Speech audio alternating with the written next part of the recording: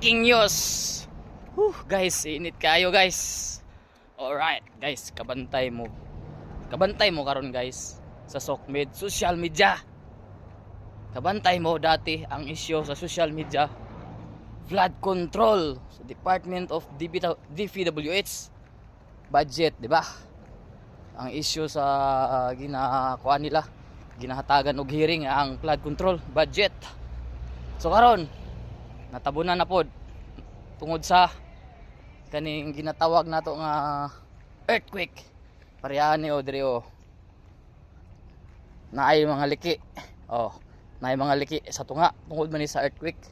Tungod ni sa ilahang programa gyapon guys, na sila programa na sila teknolohiya na mo create og earthquake, mo create og aftershock.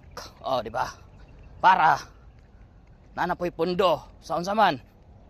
Pundo na pod sa kamunay mo padayon og sulti ana, sumpay ana istorya pundo para alright, di ba?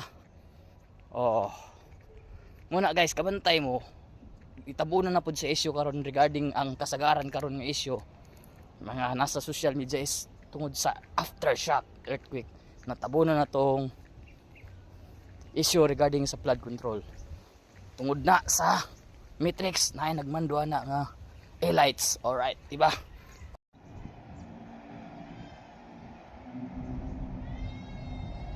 Alright, breaking news. So ayon sa pillbox, ayun, kung nakita ninyo na guys, nailiki ang tunga. Napa jud sa tunga. Tanawan ninyo guys ang mga liki guys. Tinuod yun ang liki na jud sa tunga guys. Ayun guys, tungod na sa mga earthquake. Di ba? Kung tanaw naton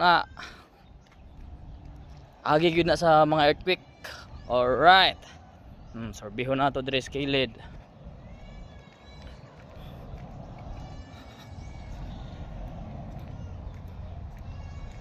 Najud sa tunga Alright. Technology, earthquake machine nga giimbento ni scientist na Nikola Tesla na mag-create og vibration of frequency. Alright. Na muhatag og population sa mga tao. Diba?